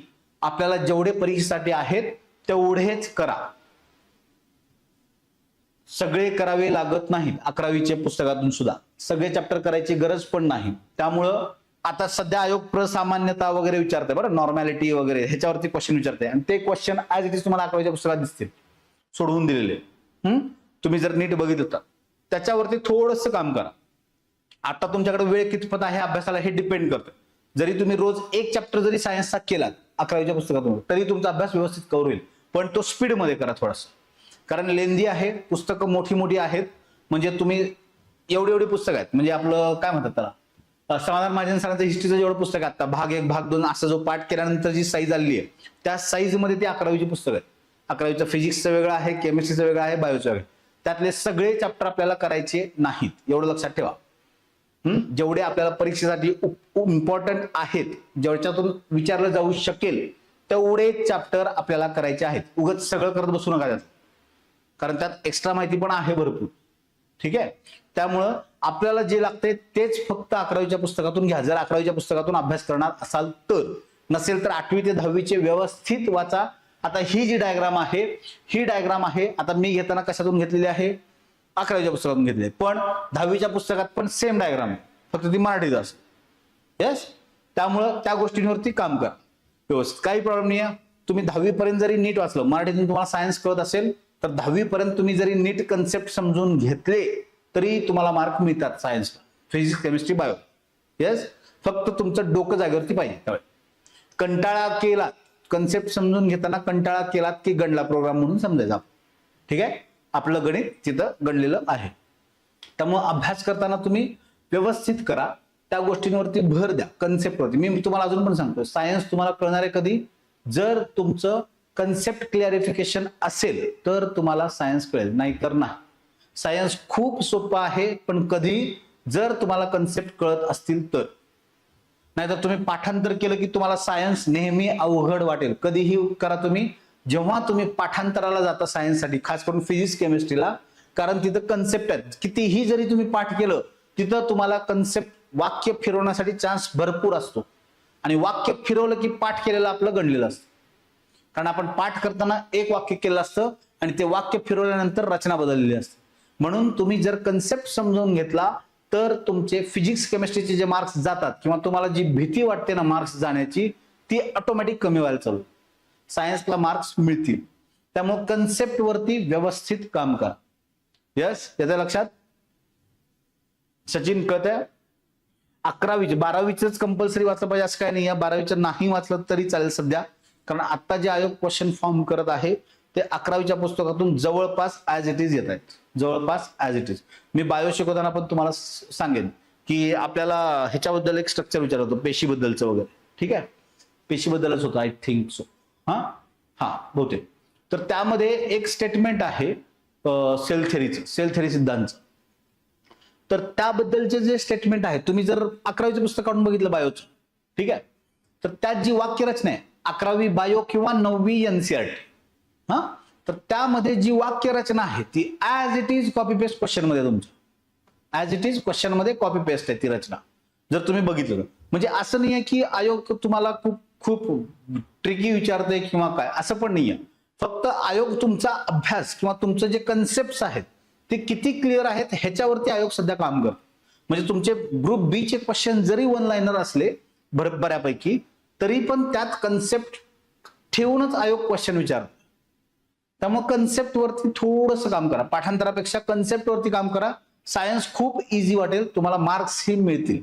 म्हणजे जे सायन्समुळे मेरिटमधनं बाहेर पडतायत किंवा प्री क्रॅक होत नाही किंवा मेन्स मध्ये रिझल्टला बसत नाहीयेत सायन्समुळं, तर त्यांनी थोडंसं कन्सेप्ट वरती काम करा. कन्सेप्ट वरती जर तुम्ही काम केलं तर ते मार्क्स तुम्हाला लगेच मिळून जातात. येस, बघा.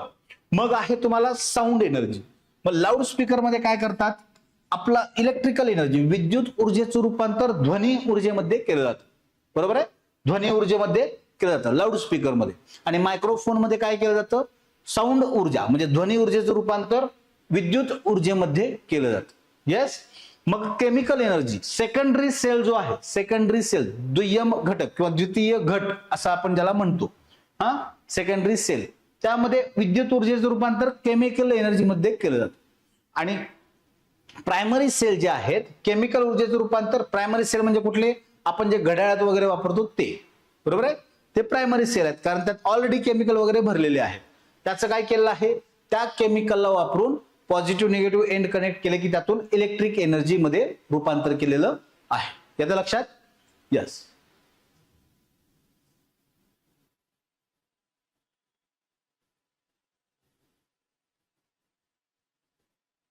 यस, यासाठी काय करावं, यासाठी काय नाही, पहिल्यांदा काय करायचं, लेक्चर व्यवस्थित बघा. लेक्चर बघितल्यानंतर तोच चॅप्टर, जो लेक्चर बघितलेला आहे तोच चॅप्टर तुम्ही पुस्तकातही वाचा. ठीक आहे. मग तुम्हाला तो पॉइंट वाचताना तो कन्सेप्ट, मी जे काही लेक्चर मध्ये घेतलेला आहे तो कन्सेप्ट तुम्हाला तिथं कळेल. येस, त्यावेळी तिथं ते पॉइंट कळेल. तुम्ही जर ती वाक्यरचना समजून घ्यायला गेलात तर नाही कळणार. ठीक आहे, कारण टेक्निकल टर्म्स मध्ये वाक्यरचना असतील तर त्याला तुमच्या भाषेत तुम्हाला कसं कळेल ह्याच्यामध्ये तुम्हाला ते समजून घ्यावं लागेल. त्यामुळं लेक्चर बघा. लेक्चर बघितल्यानंतर तो पॉइंट मी कसा सांगितलेला आहे किंवा तुम्हाला कशा पद्धतीने तो लक्षात राहील ह्याच्यावरती काम करा.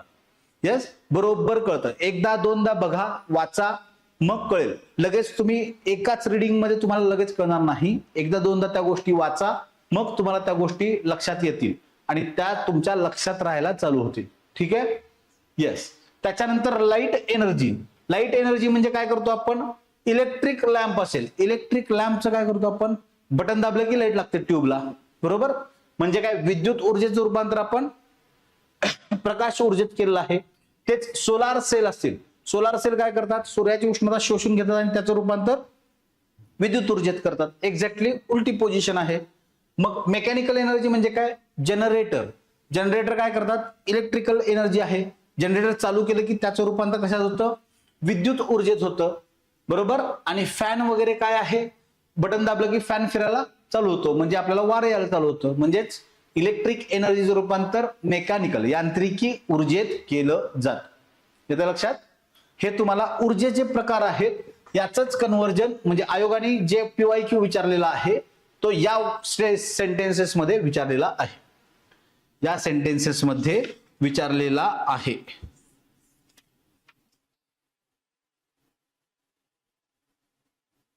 कधी विचारलाय? ग्रुप बी 2024 त्यावेळी एकदा विचारलेला आहे आणि ग्रुप सी 2024 ला एकदा एक क्वेश्चन विचारलेला आहे. ग्रुप सी 2024 ला तुम्हाला डायरेक्ट विचारलाय कोणते इलेक्ट्रॉनिक उपकरण प्रकाश ऊर्जेचे रूपांतरण विद्युत ऊर्जेत करते, असा डायरेक्ट क्वेश्चन विचारलेला आहे. यस. बघा आता यामध्ये तुम्हाला डायरेक्ट मी उदाहरण दिलेले आहेत आणि आयोगाने नेमकी हीच वाक्य घेऊन अशाच पद्धतीनं वाक्य घेऊन तुम्हाला PYQ म्हणजे क्वेश्चन टाकलेला आहे. तर यामध्ये तुम्हाला काय आहे? विजेच्या पंख्यामध्ये काय होतं? विजेच्या पंख्यामध्ये काय होतं? विजेच्या पंख्यामध्ये विद्युत ऊर्जेचं रूपांतर यांत्रिक ऊर्जेमध्ये होतं. विद्युत ऊर्जेचं रूपांतर यांत्रिक ऊर्जेमध्ये होतं. बरोबर आहे. मग हीटरमध्ये इस्त्रीमध्ये काय होतं? विद्युत ऊर्जेचं रूपांतर उष्णता ऊर्जेमध्ये. तुम्हाला लक्षात काय ठेवायचंय? कोणत्या ऊर्जेचं रूपांतर कशामध्ये होतंय एवढं लक्षात ठेवायचंय फक्त सध्या. यस. त्याच्यानंतर बल्ब मध्ये काय होतं? विद्युत ऊर्जेचं रूपांतर प्रकाश मिळतो म्हणजे प्रकाश ऊर्जेमध्ये होतं बल्ब मध्ये. यस. मग दुय्यम घटामध्ये मगाशी आपण बघितलेलं आहे काय होतं? विद्युत ऊर्जेचं रूपांतर रासायनिक ऊर्जेमध्ये होतं दुय्यम घटामध्ये. राईट. बॅटरीज वगैरे आपण जे चार्ज करतो त्यामध्ये. येतं लक्षात? यस. मग लाऊड स्पीकर मध्ये काय होतं? विद्युत ऊर्जेचं रूपांतर साऊंड एनर्जी मध्ये म्हणजे ध्वनी ऊर्जेत त्याचं रूपांतर होतं. विद्युत ऊर्जेचं रूपांतर ध्वनी ऊर्जेमध्ये होतं. विद्युत जनरेटर मध्ये काय होतं? यांत्रिक ऊर्जेचं रूपांतर विद्युत ऊर्जेमध्ये होतं. जनित्र म्हणजे जनरेटर. नीट लक्षात ठेवा. वाक्यांमध्ये कन्फ्युजन करून घेऊ नका. काही वर्ड्स आपल्याला माहित नसतात. जे आपल्याला माहित नाहीत, लक्षात राहत नाहीत, त्याचा इंग्लिश शब्द काय आहे नीट लक्षात ठेवायचा. तुम्हाला जनित्र म्हणल्यावर कळणार नाही लगेच, पण जनरेटर म्हणलं की लगेच कळेल. बरोबर आहे. त्यामुळे तुम्हाला लक्षात काय ठेवायचं आहे? जनरेटरच लक्षात ठेवायचं. कारण तुम्हाला इथं काय आहे ऑप्शन मध्ये किंवा ह्याच्यात क्वेश्चन मध्ये तुम्हाला इंग्लिश क्वेश्चन खाली असणारच आहे. जर मराठी शब्द एखादा कळाला नाही तर लगेच तुम्ही इंग्लिश क्वेश्चन बघायचा आहे. तिथं वर्ड बरोबर तुम्हाला तो मिळतो म्हणजे तुमच्या लक्षात येतं. मायक्रोफोन मध्ये काय होतं? ध्वनी ऊर्जेचं रूपांतर विद्युत ऊर्जेमध्ये होतं. मायक्रोफोन बरोबर आहे. आपण जे बोलतो त्याचं रूपांतर विद्युत ऊर्जेमध्ये इलेक्ट्रिकल एनर्जीमध्ये ते करतं. थर्मोकपल मध्ये काय होतं? उष्णता ऊर्जेचं रूपांतर विद्युत ऊर्जेमध्ये होतं. हे नीट लक्षात ठेवायचं. थर्मोकपल मध्ये काय होतं? येस. नेक्स्ट बघा. डायनॅमो मध्ये काय होतं? डायनॅमो म्हणजे काय? आपल्या ज्या बॅटरी आहेत ते यांत्रिक ऊर्जेचं रूपांतर विद्युत ऊर्जेमध्ये होतं डायनॅमो मध्ये. बरोबर. यांत्रिक ऊर्जेचं रूपांतर विद्युत ऊर्जेमध्ये होतं. सौरघट म्हणजे काय आहे? तुमचे सोलार सेल. सौरघट म्हणजे काय आहे? सोलार सेल्स आहेत. बरोबर. सोलार सेल मध्ये काय होतं? सोलार सेल मध्ये प्रकाश ऊर्जेचं रूपांतर विद्युत ऊर्जेमध्ये होतं. प्रकाश घेतले जातात. तुम्हाला फोटो व्होल्टाईक सेल म्हणतील. फोटो व्होल्टाईक सेल्स म्हणजे प्रकाशीय घट. फोटो व्होल्टाईक सेल्स खास करून आयोगाचा शब्द आहे फेमस फोटो व्होल्टाईक सेल. कारण हे मुलांना लक्षात येत नाही. मुलांना लक्षात काय असतं? सोलार सेल असतं. मग नवीन शब्द काहीतरी टाकला फोटो व्होल्टाईक सेल वगैरे की बरोबर कन्फ्युजन क्रिएट होतं. कारण मुलांनी वाचताना लक्षात ठेवताना काय ठेवलं आहे? Solar cell. Photovoltaic cell लक्षातच ठेवलेलं नाही आहे का तर ते अवघड आहे. फोटो व्होल्टाईक सेल लक्षात बोलायलाच अवघड आहे, मग लक्षात ठेवायचं मग त्याच्यापेक्षा लांब. त्यामुळे आयोग काय करतं? मग डायरेक्ट फोटो व्होल्टाईक घेतं. कळलं लक्षात? मग क्वेश्चन असे सेट होतात. सेम असतात. सोपे क्वेश्चन असतात. फक्त आपण ते समजून न घेतल्यामुळे आपल्याला ते अवघड गेलेले असतात. येतं लक्षात? त्यामुळे समजून घ्या. आपलं जे काही आहे ते समजून घ्यावं. प्राथमिक घट म्हणजे प्रायमरी सेल मध्ये काय होतं? रासायनिक ऊर्जेचं रूपांतर विद्युत ऊर्जेमध्ये होतं. रासायनिक ऊर्जेचं रूपांतर विद्युत ऊर्जेमध्ये होतं. ठीक आहे. त्याच्यानंतर स्फोटकांमध्ये एक रासायनिक ऊर्जेचं रूपांतर कशात होतं? उष्णता, प्रकाश, ध्वनी. बरोबर. उष्णता, प्रकाश, ध्वनी, गतिज ऊर्जा या सगळ्यांमध्ये त्याचं रूपांतर होतं. ठीक आहे. मग मोबाईल चार्ज करताना काय होतं, विद्युत ऊर्जेचं रूपांतर रासायनिक ऊर्जेमध्ये होतं. बरोबर. आपण बॅटरी चार्ज करतो म्हणजे काय, आपल्या लिथियमला चार्ज करून ठेवतो. बॅटरीमध्ये आपल्याला लिथियम असतं, लिथियम चार्ज करून ठेवतो आणि एकदा मोबाईल चार्ज झाला की आपण काय करतो, मग त्याच्यावरती पूर्ण मोबाईलचे फंक्शन्स ऑपरेट करतो. बरोबर. म्हणजेच मोबाईलला इलेक्ट्रिक एनर्जी कुठून देतो आपण, त्या बॅटरी मधून देतो. बरोबर. म्हणजे रासायनिक ऊर्जेतून देतो. म्हणून विद्युत ऊर्जेचं रूपांतर रासायनिक ऊर्जेत होतं. कधी, ज्यावेळी तुम्ही चार्ज करता त्यावेळी. मग बंदुकीतून झाडलेल्या गोळीमध्ये असलेलं गतिज ऊर्जेचं रूपांतर, गोळी जर भिंतीवर आदळली तर काय होतं, ती वस्तू गरम व्हायला चालू होते कोणतीही आदळल्यानंतर.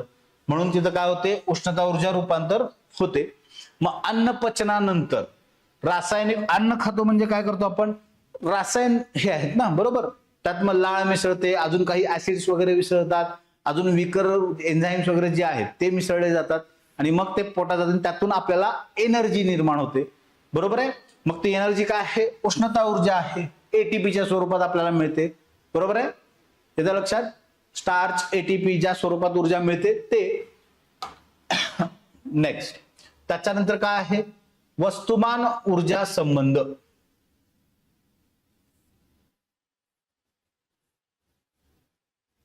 येस. मग काय आहे, वस्तुमान आणि ऊर्जा यांचा संबंध सांगितलाय कोणी, आइन्स्टाईननी सांगितलं. कोणी सांगितलेला आहे, आइन्स्टाईननी सांगितलेला आहे.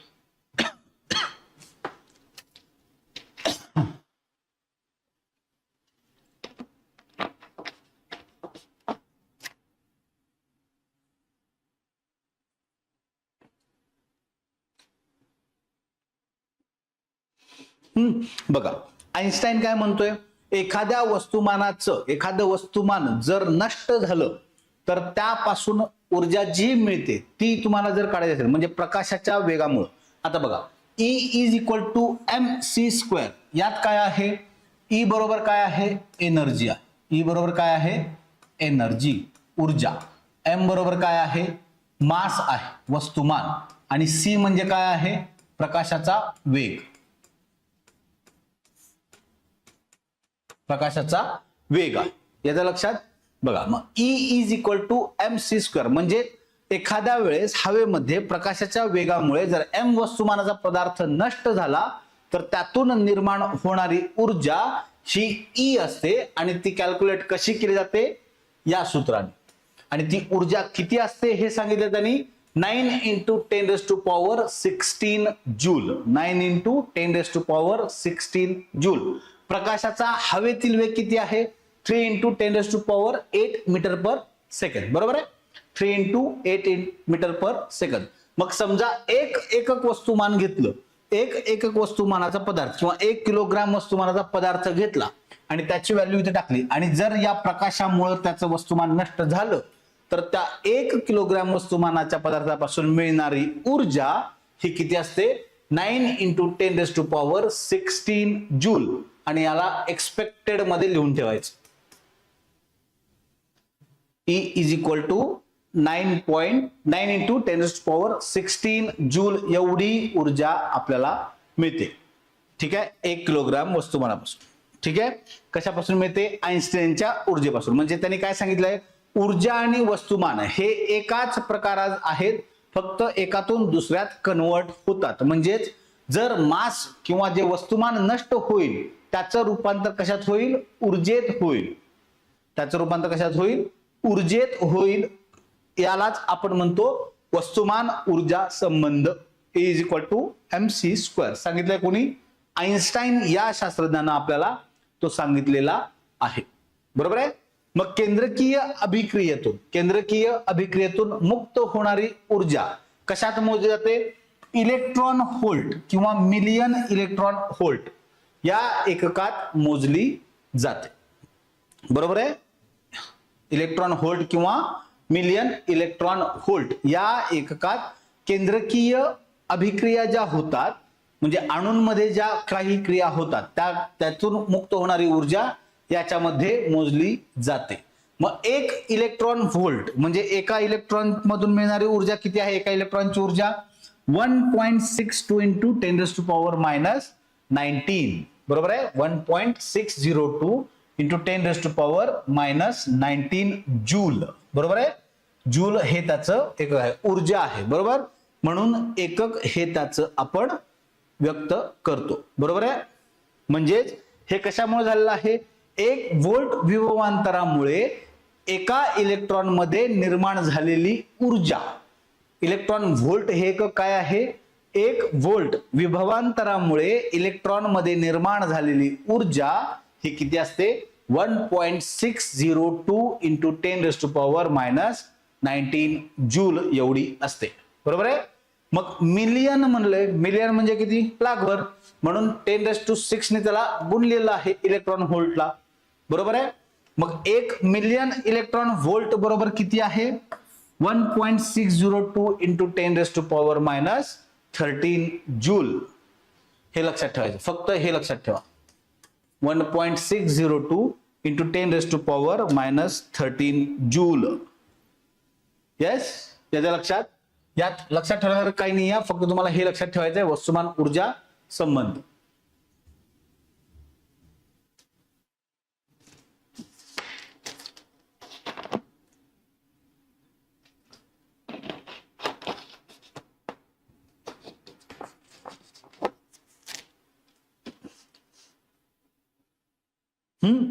बघा नेक्स्ट पॉइंट कुठला आहे, कार्य ऊर्जा आणि संबंध. कार्य ऊर्जा संबंध काय सांगतंय, समजा एखाद्या बलामध्ये, एखाद्या वस्तूमध्ये त्याची जी साठवण स्थितीज ऊर्जा जी आहे किंवा कन्झर्वेटिव्ह एनर्जी जी आहे तिचं प्रमाण कमी झालं की त्या वस्तूचं रूपांतर गतिज ऊर्जेमध्ये, म्हणजे ज्या कमी झालेल्या ऊर्जेचं रूपांतर गतिज ऊर्जेमध्ये होते. म्हणजेच फळ पिकल्यानंतर खाली पडतं, म्हणजे काय होतं, फळ ज्यावेळी पिकतं फांदीला राहिलेलं असतं बरोबर, पिकल्यानंतर ते खाली पडतं, म्हणजे काय होतं, त्या फळामध्ये फांदीला टिकून राहण्याची जी क्षमता आहे ती कमी झालेली आहे. ती कमी झाल्यामुळे ते फळ खाली पडून त्या फळामध्ये गतिज ऊर्जा जी आहे ती निर्माण होते आणि ते फळ खाली पडतं. किंवा याच्या उलट जर एखादी वस्तू वर फेकली तर त्याच्यात गतिज ऊर्जा आहे आणि एका लिमिट नंतर ती वस्तू थांबते बरोबर आहे. ती वस्तू थांबते म्हणजे काय होते, त्याच्यात कन्झर्वेटिव्ह पॉवर जास्त तयार झाली. ही जी ऊर्जा एकमेकात स्थानांतरित होते त्याला आपण म्हणतो कार्य आणि ऊर्जा सिद्धांत. त्याला आपण काय म्हणतो, कार्य आणि ऊर्जा सिद्धांत. म्हणजेच जी ऊर्जा कमी होते त्याचं रूपांतर दुसऱ्या ऊर्जेत होतं किंवा बलामध्ये किंवा बलाच्या विरुद्ध दिशेनं कार्य केलं जातं, त्याला म्हणतो आपण कार्य ऊर्जा सिद्धांत. लक्षात ठेवा, आतापर्यंत आयोगाने हा प्रश्न विचारलेला नाही, कदाचित विचारू शकेल विथ एक्झाम्पल. विथ एक्झाम्पल पण आयोग विचारू शकेल, त्यामुळे लक्षात ठेवा व्यवस्थित. मग आहे आदळणे, कोलिजन्स, एकमेकांवरती जे कोलिजन्स होतात ते. मग स्थितिस्थापक टक्कर, इलास्टिक टक्कर म्हणजे काय, ज्यावेळी वस्तूची गतिज ऊर्जा आणि एकरेषीय संवेग, म्हणजे वस्तूची गतिज ऊर्जा आणि वस्तू ज्या एकरेषीय संवेग सरळ रेषेत असतील गतिमान, त्यावेळी ज्यावेळी एकमेकांशी टक्कर होईल त्यावेळी त्या वस्तूचा संवेग जो आहे जो राखून ठेवला जातो त्याला म्हणायचं इलास्टिक कोलिजन, म्हणजेच स्थितिस्थापक टक्कर असं त्याला आपण म्हणतो. ठीक आहे. आणि मग दैनंदिन जीवनामध्ये अशी टक्कर अशक्य असते, ही टक्कर दैनंदिन जीवनामध्ये अशक्य असते, लक्षात राहू दे. मग अस्थितिस्थापक टक्कर म्हणजे काय, अस्थितिस्थापक टक्कर म्हणजे जेव्हा वस्तू अस्थितिस्थापक टक्कर म्हणजे काय, जेव्हा वस्तू एकमेकांवरती आदळतात तेव्हा वस्तूची गतिज ऊर्जा कमी होते पण संवेग कायम राहतो. काय म्हणतोय, गतिज ऊर्जा कमी होते,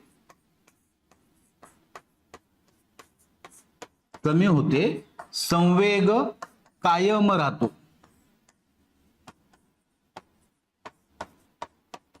म्हणजेच जेवढा आहे तेवढाच राहतो, त्याला आपण म्हणतो अस्थितिस्थापक टक्कर, इनइलास्टिक कोलिजन असं आपण त्याला म्हणतो.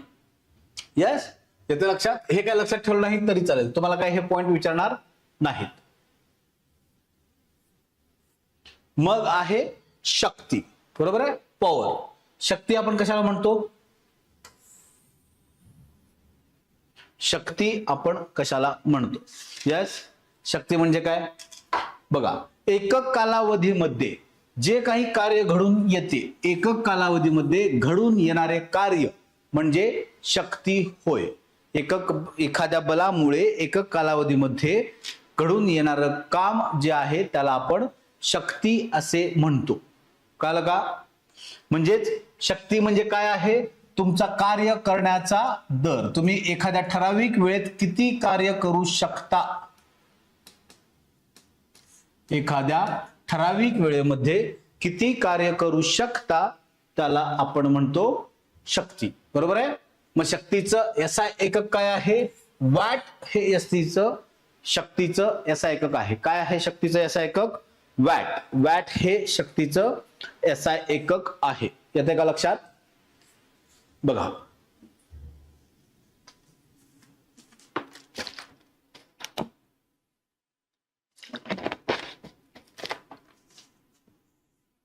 मग आपण शक्ती म्हणजे काय सांगितलेलं आहे? शक्ती म्हणजे कार्य करण्याचा दर. कार्य करण्याचा दर म्हणजे P = W/T. W म्हणजे काय आहे? कार्य आहे. T म्हणजे काय आहे? वेळ आहे. एकक विशिष्ट कालावधीमध्ये घडून आलेले कार्य म्हणजे शक्ती होय. बरोबर आहे? मग शक्तीचं जे एसआय एकक आहे ते काय आहे? वॅट. पण औद्योगिक क्षेत्रामध्ये जास्त शक्तीची उपकरणे वापरलेली असतात. बरोबर आहे? जास्त शक्तीची उपकरणे वापरली असतात. मग त्या यंत्रांची जी शक्ती आहे ती मोजण्यासाठी काय वापरलं जातं? HP, horse power. HP म्हणजे काय? हॉर्स पॉवर, अश्वशक्ती हे एकक वापरले जाते. मग एक अश्वशक्ती म्हणजे किती? 746 वॅट. आणि हा तुमचा सरळ सेवा आणि कंबाईनचा खूप आधीचा PYQ आहे. सरळ सेवेला आता पण विचारतात, पण कंबाईनचा खूप आधीचा हा PYQ आहे. याचं लक्षात?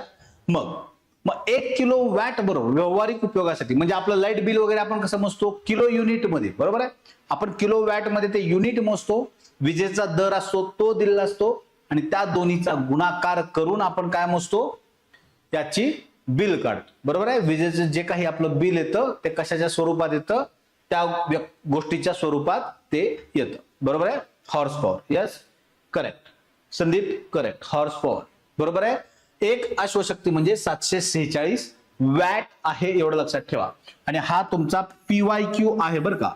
कंबाईनला पण विचारून झालेला आहे आणि सरळ सेवाला विचारतात सायन्समध्ये कंपल्सरी, त्यामुळे नीट लक्षात ठेवा.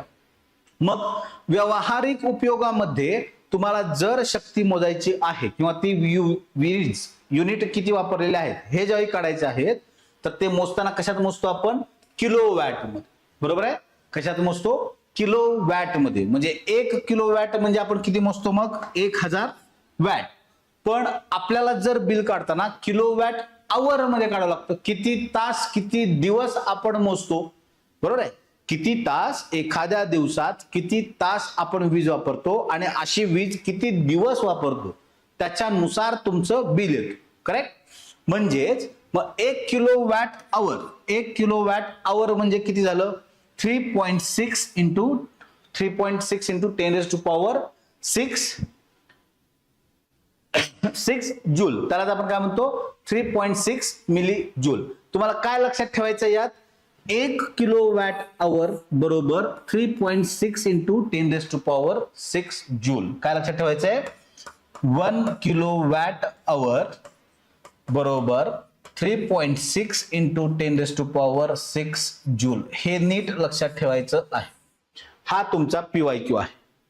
हा तुमचा PYQ आहे. 3.6 into 10⁻⁶ जूल हा तुमचा PYQ आहे. त्यामुळे ते नीट लक्षात ठेवा. येते का लक्षात? बघा, हे नीट लक्षात ठेवायचं आहे.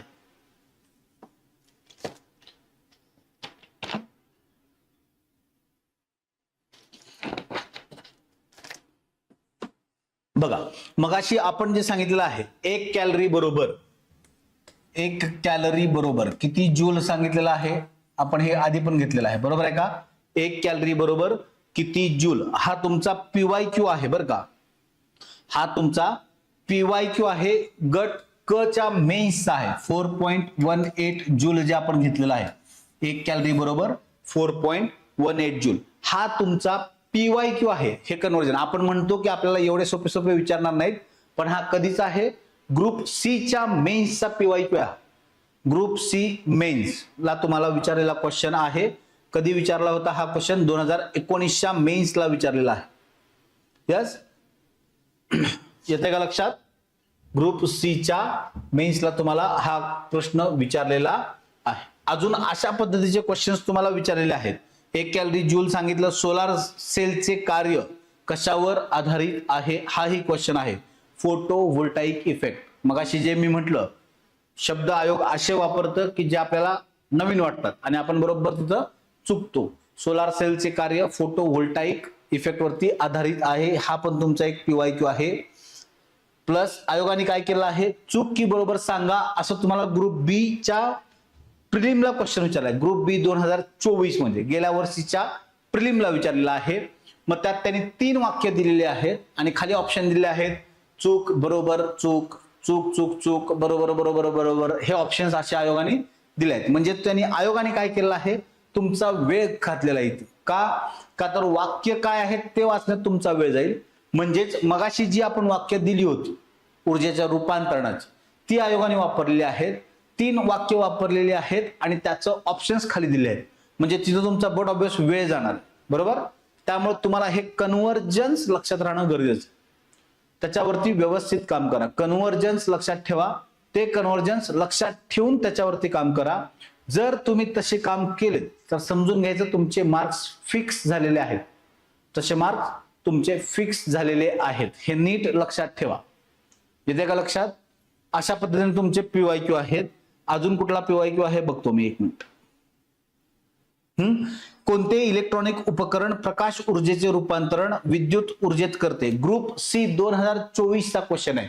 म्हणजे 2024 आणि 2023 ला तुम्हाला या चॅप्टर वरती क्वेश्चन्स विचारलेले आहेत. ऊर्जेच्या रूपांतरणावरती. ऊर्जेचं जे रूपांतरण आहे, ऊर्जेचं कन्व्हर्जन, मी मगाशी जो चार्ट दाखवलेला आहे, तो डायग्राम दाखवली स्टेट बोर्ड मधली, त्याच्यावरती तुम्हाला क्वेश्चन विचारलेले आहेत. येते का लक्षात? बघा, त्यामुळं अभ्यास करताना आपण कसा फोकस करायचा आहे नीट करा. म्हणजे ह्याच्यावरती क्वेश्चन विचारत नाहीत, सोडून देऊ, असं करून चालणार आहे का आपल्याला? नाही. ऍटलिस्ट एकदा तरी वाचून ठेवा.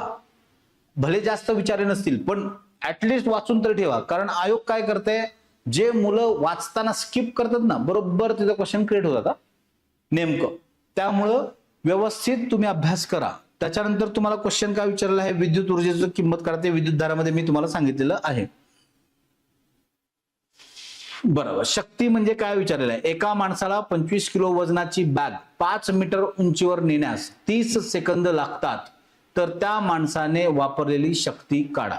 बघा, प्रॉब्लेम विचारलेला आहे. म्हणजे ह्याच्यावरती तुम्हाला क्वेश्चन आयोगाने विचारलेले आहेत. प्रॉब्लेम पण विचारलेले आहेत आणि क्वेश्चन ही विचारलेले आहेत. जर आपल्याला वेळ मिळाला, जर आपले सिलेबस वेळेत संपला पूर्ण सायन्सचा, तर आपण 1 दिवस स्पेशल 1 लेक्चर आपण कशावरती घेऊयात? हे जे फिजिक्सचे वगैरे प्रॉब्लेम्स आहेत ना, त्याच्यावरती 1 लेक्चर आपण वेगळं घेऊयात सेपरेट, की प्रॉब्लेम कसे सॉल्व्ह करायचे आहेत, कशा पद्धतीने सॉल्व्ह केले तर प्रॉब्लेम तुम्हाला लगेच सुटतील, कशा पद्धतीने तुम्हाला ते इझी गोईंग मध्ये जाईल. येते लक्षात? ते आपण चेक करू. म्हणजे त्या पद्धतीने आपण 1 लेक्चर घेऊयात जर जमत असेल तर. जर सिलेबस आपला लवकर झाला तर त्याच्यावरती काम करू, बरोबर. आता आपले चॅप्टर झालेले आहेत जवळपास सगळे, फिजिक्सचे सगळे चॅप्टर झालेले आहेत. फक्त प्रकाश राहिलेला आहे. आपलं काय राहिलं बघा. आपलं काय काय झालं मी तुम्हाला आता लिहून देतो एकदा. काय काय झालेलं आहे? युनिट्स अँड मेजरमेंट, म्हणजेच काय? राशी व मापने. Units and measurement. दुसरं झालेलं आहे साऊंड. मग झालेलं आहे रेडिओ ऍक्टिव्हिटी. किरणोत्सारिता आपण इथंच घेतलेला आहे फिजिक्स मध्ये, बरोबर आहे का? मग झालेलं आहे इलेक्ट्रिसिटी. मग झालेलं आहे मॅग्नेटिझम, चुंबकत्व. मग झालेलं आहे आपलं हीट. आणि आज आपलं झालेलं आहे मोशन, गती व गतीचे प्रकार. त्याच्यानंतर वर्क, पॉवर एनर्जी, हे एवढं आज झालेलं आहे, बरोबर आहे. म्हणजे एवढे फिजिक्सचे आपले चॅप्टर्स कव्हर झालेले आहेत आणि यातून ऍटलिस्ट 2 तरी क्वेश्चन तुमचे सॉल्व्ह होतील. 15 क्वेश्चन आहेत बरोबर आपल्याला प्रिलिमला. त्यामध्ये काय आहे, फिजिक्सचे किती क्वेश्चन आहेत, 3 आहेत. केमिस्ट्रीचे किती आहेत, 3 आहेत. बायोमध्ये तुम्हाला बॉटनीचे किती आहेत, 3 आहेत. झुलॉजीचे 3 आहेत आणि तुमचं हायजीन जे आहे आरोग्यशास्त्र त्याचे 3 आहेत. असे 15 क्वेश्चन तुमचे आहेत. एवढे जरी चॅप्टर तुम्ही नीट केले तरी तुमचे 2 क्वेश्चन इथले सॉल्व्ह झाले. 3च्या 3 होतील, 3च्या 3 होतील. तरी पण पकडून चला एक क्वेश्चन आयोगाने लाईट या चॅप्टरवर टाकला. लाईट मध्ये पण आयोग काय विचारतंय सध्या, तुमचं प्रकाश हा चॅप्टर जास्त विचारत नाही आयोग. आयोग काय विचारतंय सध्या, तुमचं मानवी डोळा, मानवी डोळा आणि त्याचे रोग आणि त्याचे उपाय, बरोबर, आणि तुमचं आरसे व भिंग याच्यावरती आयोग क्वेश्चन विचार. यस, तुम्ही जर PYQ नीट बघितले तर 2019 नंतर क्वचित तुम्हाला एखाद दुसरा क्वेश्चन लाईट वरती दिसेल. कोर जे प्रकाश चॅप्टर आहे, कोर प्रकाश हा जो कोर चॅप्टर आहे त्याच्यावरती एखाद दुसरा क्वेश्चन दिसेल. आणि बाकीचे क्वेश्चन लाईट चॅप्टरवरती आयोगाने जे विचारले ते कोणत्या सेक्शन्स मध्ये असतील, आरसे व भिंग किंवा मानवी डोळा, बरोबर आहे. मग तेवढा जो पार्ट आहे आपला प्रकाशचा, प्रकाश चॅप्टरचा, तो उद्या आपण घेणार आहोत, ठीक आहे. आणि त्यात आपण आरसे व भिंग, मानवी डोळा हे जर कव्हर उद्या जर एका दिवसात झालंच कव्हर तर वेल अँड गुड. मग फिजिक्स आपलं सगळंच संपतं. नसेल तर मग अजून एक लेक्चर लागेल फक्त, ठीक आहे. पण मोस्ट ऑफ दी आपण आपल्या स्पीड मध्ये चाललेलो आहोत, व्यवस्थित स्पीड मध्ये चाललेलो आहोत. तुम्ही त्या पद्धतीने अभ्यास करा. यस, अभ्यास करा व्यवस्थित. फिजिक्स नंतर आपण केमिस्ट्री घेऊयात, त्यातले कन्सेप्ट समजून घेऊयात. का तर बायो तुम्हाला रट्टा मारायला सोपं वाटतं म्हणून तुम्ही तिकडे जास्त अभ्यास केला असतो. पण फिजिक्स केमिस्ट्री कन्सेप्ट तुम्हाला अवघड वाटतात. मी आधी फिजिक्स केमिस्ट्री का घेतलेला आहे तर त्यासाठीच घेतलेला आहे. तुम्हाला फिजिक्स केमिस्ट्री कन्सेप्ट अवघड वाटतात कन्सेप्ट समजायला, म्हणून आधी फिजिक्स आणि केमिस्ट्री आपण कव्हर करूयात. त्याच्यावरचे प्रॉब्लेम, जर आपला सिलेबस सगळा वेळेत झाला व्यवस्थित दिलेल्या लेक्चर्स मध्ये आणि जर आपल्याकडे एखादं लेक्चर मिळत असेल आपल्याला जास्तीचं, तर आपण काय करूयात, फिजिक्सचे जे प्रॉब्लेम्स आहेत आतापर्यंत आलेले गणितांचे, बरोबर, प्रत्येक चॅप्टरवरती काही ना काही प्रॉब्लेम आलेले आहेत, बरोबर. मग ते प्रॉब्लेम आपण एक दिवस स्पेशली सॉल्व्ह करूयात की बाबा कशा पद्धतीने प्रॉब्लेम्स आहेत, त्याचं उत्तर कसं काढायचं आहे. मग प्रॉब्लेम सोडवताना, फिजिक्सचे प्रॉब्लेम सोडवताना काय स्ट्रॅटेजी वापरायची आहे जेणेकरून आपला मार्क जाणार नाही. यस, पहिल्यांदा तर तुम्हाला प्रत्येक चॅप्टर मधले फॉर्म्युले व्यवस्थित लक्षात ठेवायचे. पहिलं काम तेच आहे तुमचं की जे फॉर्म्युले आहेत ते व्यवस्थित लक्षात ठेवायचे आहेत आणि मग पुढे तुम्हाला ते सॉल्व्ह करायचे आहे. प्रॉब्लेम कसे सॉल्व्ह करायचे, कोणत्या पद्धतीने गेल्यावर तुम्हाला प्रॉब्लेम इझी सोडवणं होईल. म्हणजे प्रॉब्लेम सोडवताना तुम्हाला प्रॉब्लेम्स अवघड वाटणार नाहीत, खूप इझी वाटतील. अशा पद्धतीने आपण ते प्रॉब्लेम सोडवूयात, ठीक आहे. पूर्ण सिलेबस झाल्यानंतरच सांगतोय मी प्रॉब्लेम सोडवताना. आता आपल्याला काय करायचंय, फिजिक्स आपलं संपत आलेलं आहे, बरोबर. आपले किती लेक्चर होतात, उद्या धरून 8वं लेक्चर आहे, बरोबर. उद्या धरून 9वं लेक्चर असेल.